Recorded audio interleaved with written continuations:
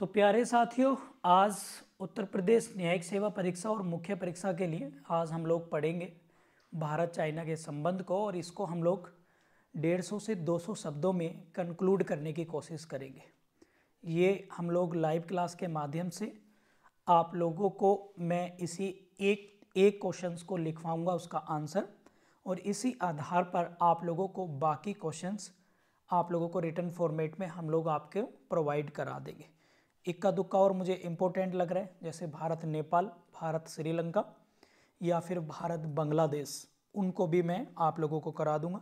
हालांकि मैंने 2022 के पॉइंट ऑफ व्यू से कुछ इंटरनेशनल रिलेशन आप लोगों को लिखवाकर आप लोगों के बैच में दे भी दिए हैं। सबसे पहले मैं साथ के साथ बोल रहा हूँ, हिंदी भाषा का प्रयोग करते हुए मैं बोलूँगा। इंग्लिश मीडियम के जो भी विद्यार्थी हैं आप लोगों को ये रिटन फॉर्मेट में ट्रांसलेट करके हम लोग दे देंगे। चलिए, सबसे पहले अब मैंने कल आप लोगों को एक बेसिक स्ट्रक्चर बताया था कि किसी भी देश का या किसी भी नेबर कंट्री या फिर किसी देश का यदि हम लोग इंटरनेशनल रिलेशन को लिखते हैं तो उसके हम लोग महत्व को सबसे पहले लिखेंगे, और महत्व में भी हम लोग उसकी हिस्टोरिकल बैकग्राउंड, हिस्टोरिकल रिलेवेंसी को सबसे पहले हम लोग लिखेंगे। तो आप लोग लिखेंगे, जल्दी से मैं बोल दे रहा हूँ, जो मैं बोलते जा रहा हूँ आप लोग लिखेंगे भारत और, बहुत जल्दी, भारत और चीन दोनों ही देशों के बीच हजारों वर्ष पुरानी सभ्यता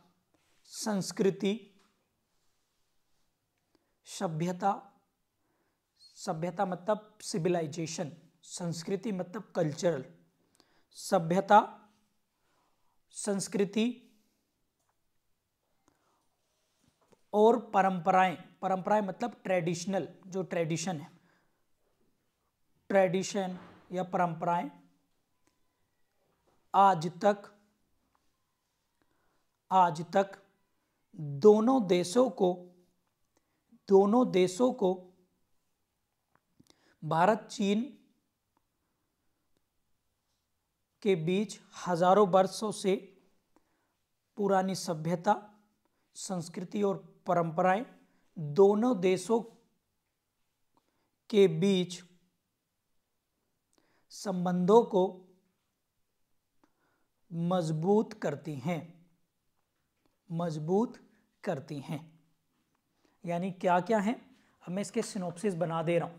सबसे पहले हम लोगों ने देखा हिस्टोरिकल अप्रोच से, ठीक है, हिस्टोरिकल अप्रोच से हम लोग देखते हैं। तो हिस्टोरिकल में हम लोगों ने 3 बात देखी। सबसे पहले हम लोगों ने दोनों देशों की सिविलाइजेशन देखी, सिविलाइजेशन यदि हम लोग देखते हैं, और उसके बाद हम लोगों ने दोनों देशों का कल्चरल हम लोगों ने देखा, और जो भी हमारे यहाँ पर ट्रेडिशनल है, यानी ट्रेडिशन का मतलब है जो भी परंपराएं हैं, रीति रिवाज हैं, उनमें समानता है, और दोनों देश हजारों वर्षों से एक दूसरे से शेयर करते आए हैं। ठीक है, ये आप लोग याद रखेंगे। ठीक है, आगे लिखेंगे दोनों देश बुद्ध काल, बुद्धिस्ट पीरियड लिख सकते हैं आप लोग, बुद्ध काल या बौद्ध धर्म से लिख सकते हैं। दोनों देश बुद्ध काल के समय से धार्मिक,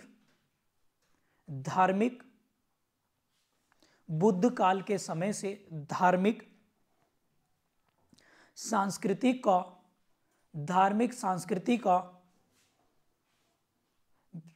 सांस्कृति के महत्व को दर्शाते हैं। आप लोग देखते हैं कि चाइना में बहुत मेजर पॉपुलेशन बुद्धिस्ट धर्म को मानती है। ठीक है, लिखेंगे, लिख लिया आप लोगों ने, लिखेंगे फाइयान और हेनसांग जैसे यात्री भारत और चाइना के इतिहास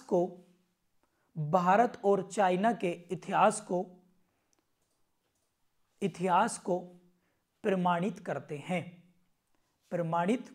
हैं। लिख लिया आप लोगों ने। चलिए, तो ये हम लोगों ने ऐतिहासिक बैकग्राउंड देखी प्राचीन काल की। ठीक है, लिख लिया आप लोगों ने? लिख लिया? लिख लिया? चलिए फिर लिखेंगे, आजादी से पहले, पैराग्राफ चेंज करके, पैराग्राफ चेंज करेंगे।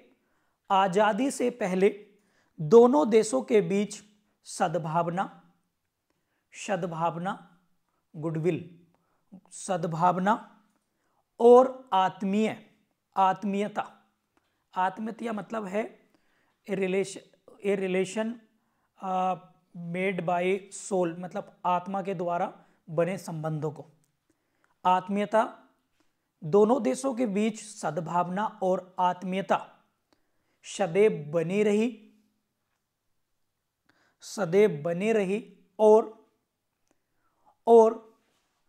किसी ना किसी तरीके से, किसी ना किसी तरीके से संवाद कायम रहा। संवाद मतलब कन्वर्सेशन, कन्वर्सेशन, आदान प्रदान कायम रहा।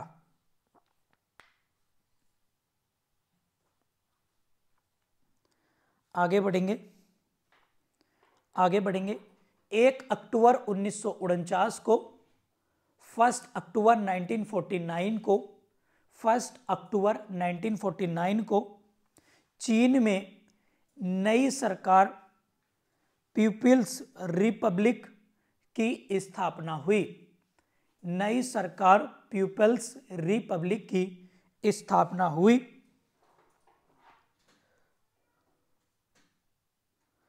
तब भारत ने उसे सर्वप्रथम, सबसे पहले मान्यता प्रदान की, सबसे पहले मान्यता प्रदान की।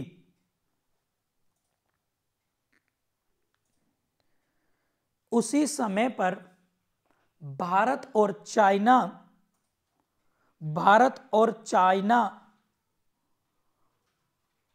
को लेकर एक नारा उजागर हुआ। हाँ, उसी समय भारत और चाइना को लेकर एक नारा, स्लोगन उजागर हुआ और उसका नाम क्या था? हिंदी चीनी भाई भाई, हिंदी चीनी भाई भाई।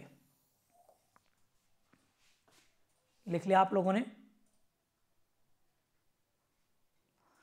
ठीक है, लिख लिया आप लोगों ने? पैराग्राफ चेंज कर देंगे, यहां पर आप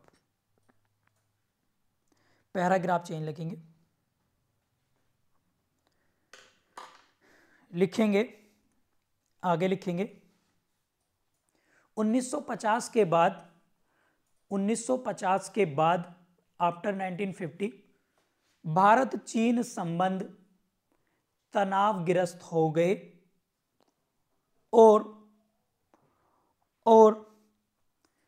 इसका प्रमुख कारण था तिब्बत विवाद। 1950 में क्या था? तिब्बत विवाद। प्यारे साथियों, 1 मिनट के लिए मैं समझा देता हूं आप लोगों को। इसका विवाद क्या था? तिब्बत। ये हमारा भारत है और यहां पर आप लोग पढ़ते हैं किसको? चाइना को। ठीक है, ये चाइना, बीच में इसी में जो पार्ट है ये तिब्बत था। तिब्बत एक कोई कंट्री नहीं थी, एक ऐसा क्षेत्र जो पूर्ण रूप से देश ना हो, उस यानी 2 देशों के बीच में खाली पड़ी जगह, उसको बोलते हैं बफर स्टेट। यानी ये क्या था? ये बफर स्टेट था, बफर स्टेट। परंतु इस तिब्बत में मेजॉरिटी रूप में कौन रहते थे? बुद्धिस्ट रहते थे। ऐसे लोग जो शांति की खोज में हिमालय के इस क्षेत्र में रहना चाहते थे, जिसकी राजधानी लासा थी। तो ये गवर्नमेंट स्टेट तो नहीं था, परंतु एक बफर स्टेट था। परंतु इसकी लगभग 99% समानताएं चीनियों के साथ मिलती थी। ऐसे में चीन इसको अपना ही क्षेत्र घोषित करता था और भारत इसको लेकर ऑब्जेक्शनेबल था। ऐसे में भारत और चाइना के संबंध 1950 में खटास में पड़ गए, क्योंकि चाइना ने साफ साफ मना कर दिया कि हम मैकमोहन रेखा को नहीं मानते हैं, और इसी का परिणाम आप लोग 1962 में देखेंगे कि चाइना ने 1950 से ही अक्साई चीन जो लद्दाख में पड़ता है उस पार्ट पर कब्जा करना स्टार्ट कर दिया, और फाइनली हम 1962 में चाइना से हार भी गए और अक्साई चीन हमारे हाथ से चला भी गया, ये आप लोग जानते हैं। इसके बाद हमारा जो नारा था हिंदी चीनी भाई भाई, वो अब बदल गया हिंदी चीनी बाय बाय से। ठीक है, तो चलिए आगे लिखते हैं। यहाँ तक मैं आप लोगों को समझा दे रहा हूँ। इसी बीच में एक यूएनओ ने, संयुक्त राष्ट्र संघ ने एक पहल करी, और उसमें क्या करी, साथ में कुछ इंटरनेशनल ऑर्गेनाइजेशन थे, उन्होंने इसमें अपना योगदान दिया, और भारत और चाइना के बीच एक पंचशील समझौता, पंचशील एग्रीमेंट 1954 में कराया। तो यहाँ तक बात क्लियर होगी। हिस्टोरिकल बैकग्राउंड पूरा डिस्प्यूट मैथ हम लोगों ने देख लिया। जल्दी से मुझे कमेंट में बता दीजिएगा जो भी बच्चे लाइव देख रहे हैं। अब आगे लिखेंगे, क्या लिखा है आगे लिखेंगे, हाँ आगे लिखेंगे 1950 के बाद भारत चाइना के बीच संबंध जो हैं तनावग्रस्त हो गए, और लिखेंगे हो गए। इसका प्रमुख कारण तिब्बत, यानी ब्रैकेट में लिख लेंगे बफर स्टेट था। इसका प्रमुख कारण तिब्बत, ब्रैकेट में लिख लेंगे बफर स्टेट था। अब आगे लिखेंगे इसी में लिखेंगे 1950 में ही चीन की जनमुक्ति सेना ने 1950 में ही चीन की जनमुक्ति सेना ने बफर स्टेट तिब्बत पर आक्रमण करके उसे अपने अधिकार क्षेत्र में मिला लिया, उसे अपने अधिकार क्षेत्र में मिला लिया।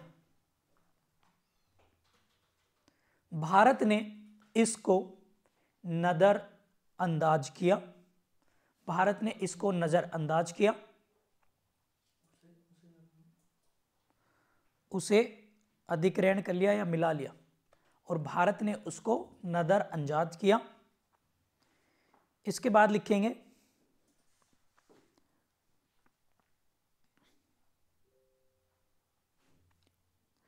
अंतर्राष्ट्रीय संगठनों के प्रयासों से भारत और चाइना के बीच में 1954 में पंचशील समझौता हुआ। पंचशील यानी 1954। पंचशील समझौता कब हुआ? 1954 में हुआ।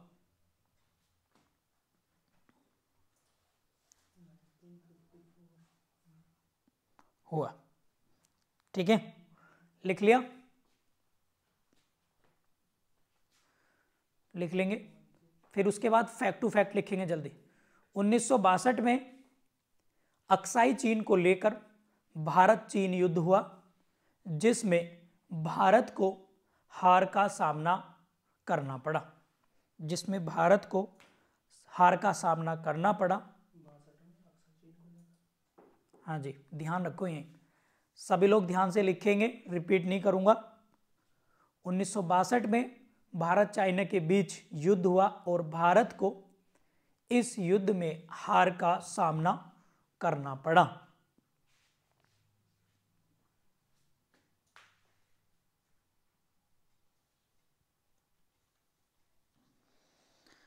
आगे लिखेंगे। अब आप लोगों ने हिस्टोरिकल लिख लिया, मैं थोड़ा बड़ा लिखवा दे रहा हूं इस क्वेश्चन को, ताकि कुछ शब्द आप आराम से लिख लेंगे। अब लिखेंगे भौगोलिक आधार पर। अब हमें भारत और चाइना को देखना है। लिखेंगे हिमालय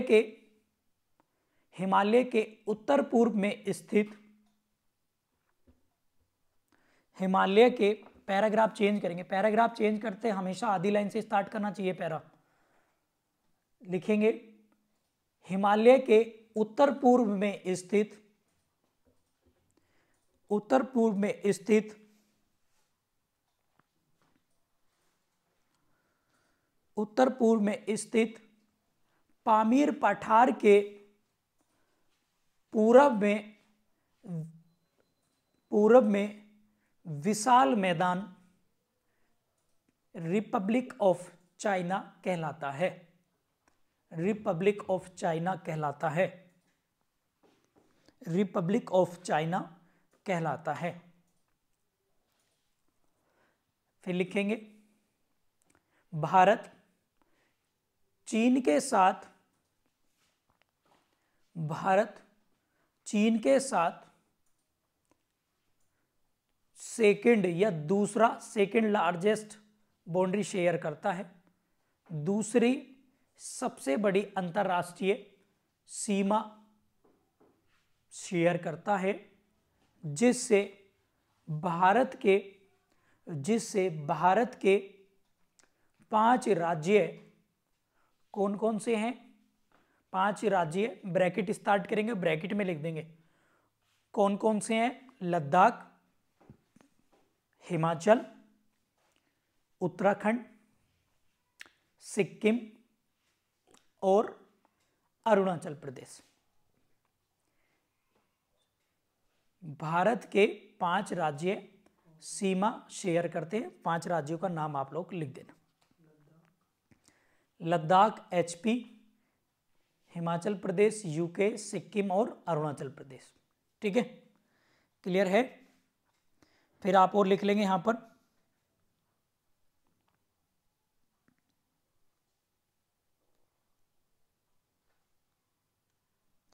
लिखेंगे भारत और चाइना के बीच पूर्वी क्षेत्र में, पूर्वी मतलब नॉर्थ ईस्ट, अरुणाचल वाला पार्ट, नॉर्थ ईस्ट क्षेत्र में या पार्ट में मैकमोहन रेखा अंतर्राष्ट्रीय सीमा का निर्धारण करती है, परंतु मैकमोहन रेखा का अंतर्राष्ट्रीय निर्धारण करती है, परंतु चीन इसको स्वीकार नहीं करता है। ठीक है, तो प्यारे साथियों, ये ज्योग्राफिकली देख लिया आप लोगों ने। ज्योग्राफिकली वैसे और भी लिख सकते हैं, पर मैं लिखा नहीं रहा हूं, आप लोगों को बता दे रहा हूं। जैसे हमारे आप लोग देखते हैं ब्रह्मपुत्र नदी जो और एक मानसरोवर से निकलती है ब्रह्मपुत्र, और एक सतलज निकलती है मानसरोवर झील से, और मानसरोवर झील से कौन सी निकलती है? चेमायुंगडुंग से। आप लोग देखते होंगे कौन सी रिवर है, वो है सिंधु नदी।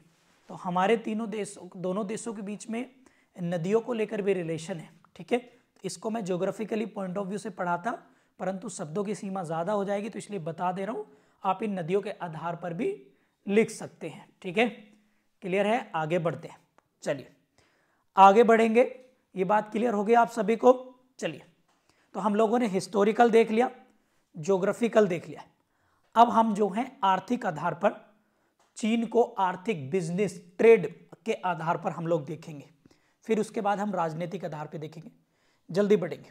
ठीक है, लिखेंगे दक्षिण एशिया, पैराग्राफ चेंज करेंगे, आधे पेज से लिखना स्टार्ट करते हैं पैराग्राफ हमेशा। लिखेंगे दक्षिण एशिया, साउथ एशिया में भारत चीन का सबसे बड़ा व्यापारिक साझेदार और बाजार रहा है। साझेदार मतलब मिलजुल के व्यापार करने वाला। दक्षिण एशिया में, in middle Asia, south Asia में भारत चीन का सबसे बड़ा व्यापारिक साझेदार एवं बाजार रहा है। प्राचीन समय से ही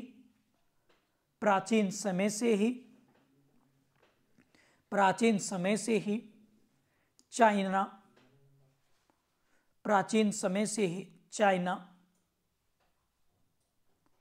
भारत के साथ व्यापार करता रहा है। लिखेंगे भारत और चीन के बीच लगभग 100 अरब डॉलर का द्विपक्षीय व्यापार प्रत्येक वर्ष होता है। द्विपक्षीय मतलब बाइलेटरल बिजनेस। द्विपक्षीय व्यापार कितना होता है? लगभग 100 अरब डॉलर का प्रत्येक वर्ष। इसी वजह से, इसी कारण भारत चीन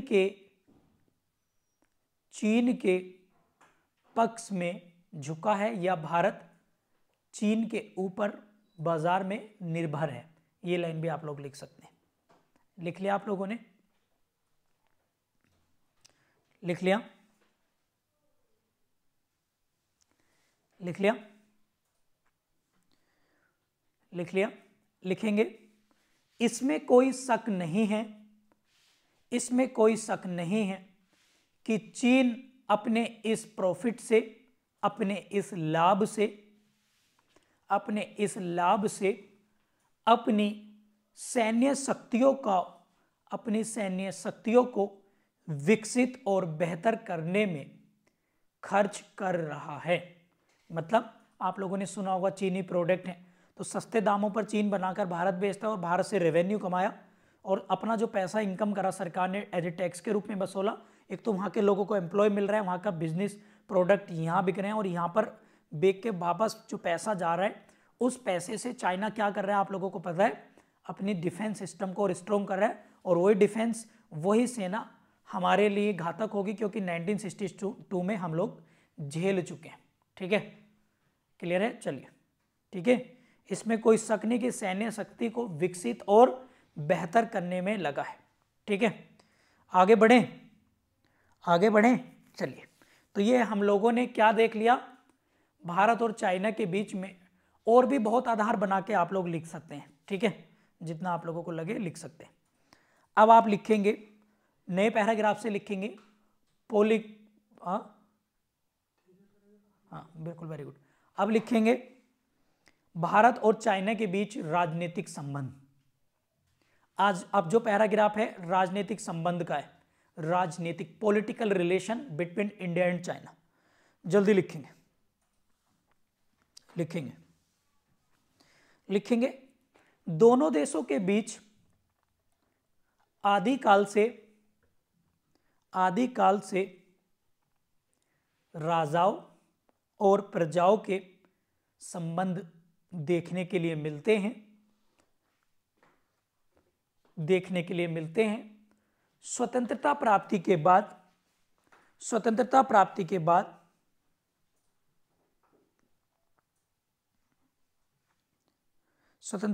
के बाद नेहरू जी ने व्यक्तिगत चांग काई शेक, नाम लिख दे रहा हूं मैं आप लोगों को, चांग काई शेक, नेहरू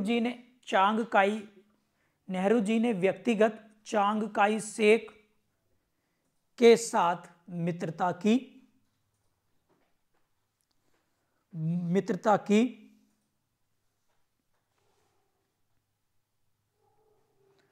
और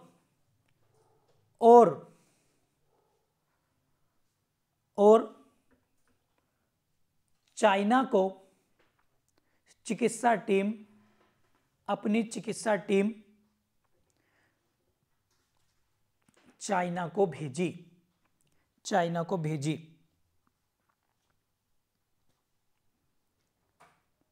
दूसरा पॉइंट लिखेंगे इसमें, वही दोबारा 1 अक्टूबर 1949 को भारत ने सर्वप्रथम पीपल्स रिपब्लिक पार्टी को और या सरकार को मान्यता प्रदान की।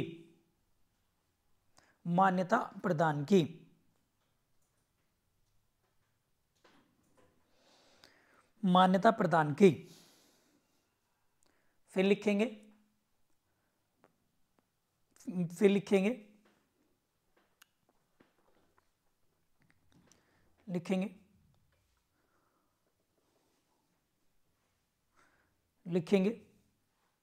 1954 में 1954 में भारत चाइना के बीच पंचशील समझौता हुआ और इसी वर्ष और इसी वर्ष चाउ इन लाई, चाउ इन लाई, इसी वर्ष चाउ इन लाई चीनी प्रधानमंत्री जी का आगमन भारत हुआ। ठीक है,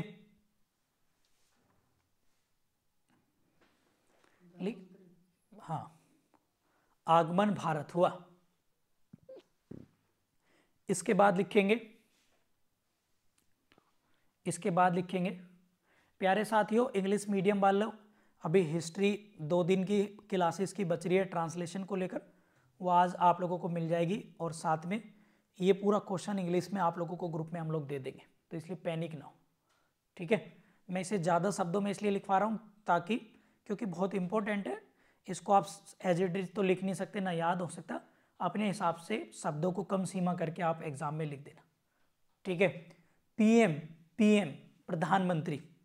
ठीक है, चाउ इन लाई का भारत आगमन हुआ।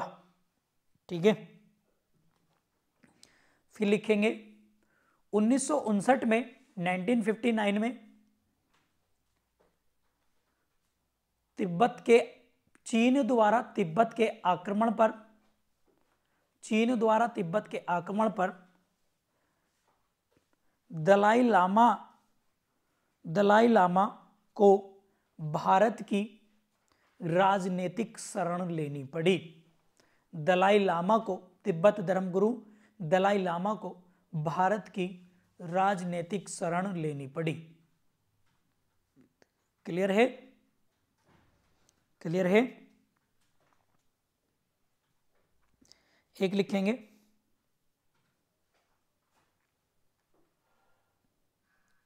लिखेंगे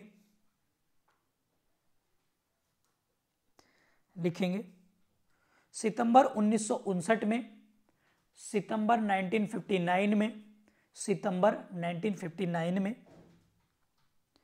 भारत चीन संबंधों को लेकर भारतीय पार्लियामेंट में, भारतीय पार्लियामेंट में एक श्वेत पत्र, श्वेत पत्र मतलब व्हाइट पेपर, भारतीय संसद में पेश किया गया।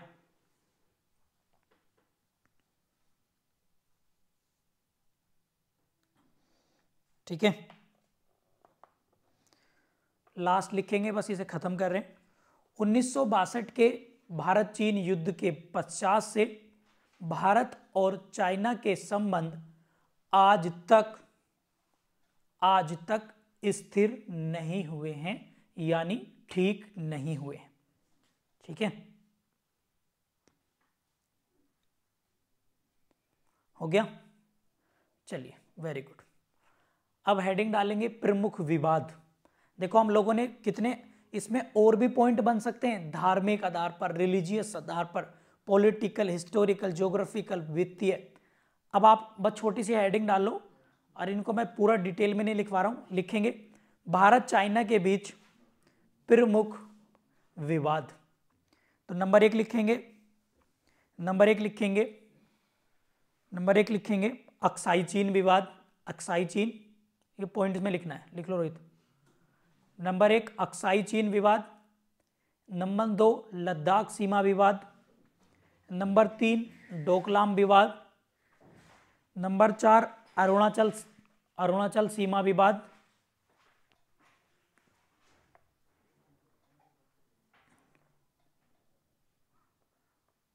नंबर 5 मैकमोहन रेखा विवाद।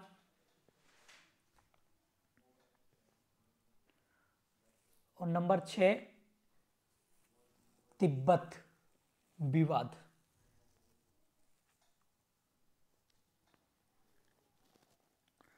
और एक और लिख लेंगे मानसरोवर यात्रा विवाद।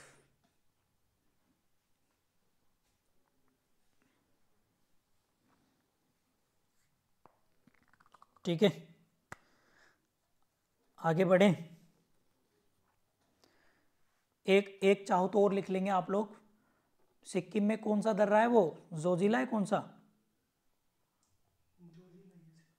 एक जोजिला और लिख लेंगे। गलवान भी, गलवान तो मैंने बोल दिया है, जोजिला, जोजिला पासिस डिस्प्यूट,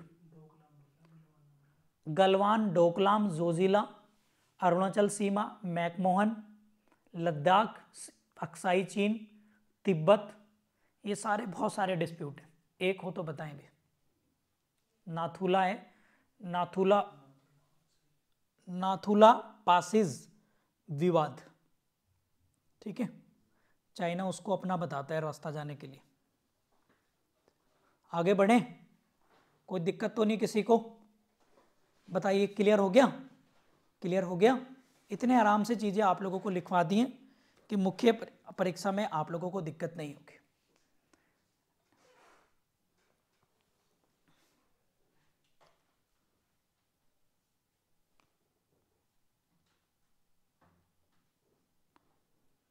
लिखेंगे, नेक्स्ट हेडिंग डाल लेंगे छोटी छोटी सी, एक छोटी लिख लेंगे, भारत चाइना संबंधों को सुधार करने का पहल। सुधार की पहल क्या थी? रिफॉर्म, कैसे स्ट्रॉन्ग किया जाए रिलेशन को, लिखेंगे। ये भी मैं बुलेट्स में बनवा दे रहा हूं, आप खुद लिख लेना। लिख लेंगे कोलंबो योजना, Colombo plan, Colombo plan, bracket में लिख लेंगे 1962, कोलंबो प्लान 1962, इसी के तहत वो युद्ध रुका था। फिर लिखेंगे, फिर लिखेंगे, फिर लिखेंगे पंचशील समझौता, पंचशील समझौते पर अमल करना या उसको मानना। फिर लिखेंगे एक मुश्त योजना, एक मुश्त योजना नहीं, एक मुश्त समझौता, एक मुश्त समझौता, ये 1960 लिख लेंगे इसके आगे, 1960। और लिख लेंगे नंबर 4, लिख लेंगे सीमा विवाद, सीमा विवाद को वार्तालाप यानी कन्वर्सेशन के थ्रू सोल्व किया जाना, सोल्व किया जाना, ठीक है। तो प्यारे साथियों, ये था भारत और चाइना संबंध के बारे में। हालांकि अभी बहुत सारा है, करंट अफेयर के सिनेरियो में आप लोग इसे, भारत चाइना को आप लोग इससे बनने वाले क्वेश्चन का मैं हिंट दे देता हूं। जैसे ग्लोबल जीडीपी पर भारत और चाइना के मार्केट से रिलेटेड क्वेश्चन बन के आ सकता है। महामारी से चाइना की भूमिका और कोरोना से पड़ने वाले इम्पैक्ट को चाइना को सर्किल करके क्वेश्चन बन सकता है। साथ में ब्रिक्स समिट 2022 चाइना में हुई थी, जिसमें बिजनेस, ट्रेड और महामारी यानी पेंडेमिक आप लोगों की जो है कोविड को लेकर बात की गई थी। साथ में आतंकवाद को लेकर बात की गई। और चाइना की अगर हम बात करें तो यूएन में भारत के स्थायी यानी अगर हम बात करें जो परमानेंट मेंबर हैं उसकी कैटेगरी पर बार बार जो है वीटो कर देता है। 1962 के युद्ध के बाद भारत चाइना में आज तक कभी भी फ्रेंडली रिलेशन नहीं बने हैं। हालांकि दोनों देश एक दूसरे देश के साथ वित्तीय व्यापार बहुत ज़्यादा करते हैं। दोनों देशों में अभी भी खटास बरकरार है। और पिछले कई सालों से, जब से भारत में मोदी सरकार है, तब से आप लोग देखते हैं कि कभी गलवान घाटी, कभी डोकलाम विवाद, तो कभी अरुणाचल सीमा विवाद और कभी सिक्किम में झड़पें आप लोगों को देखने के लिए मिलती हैं।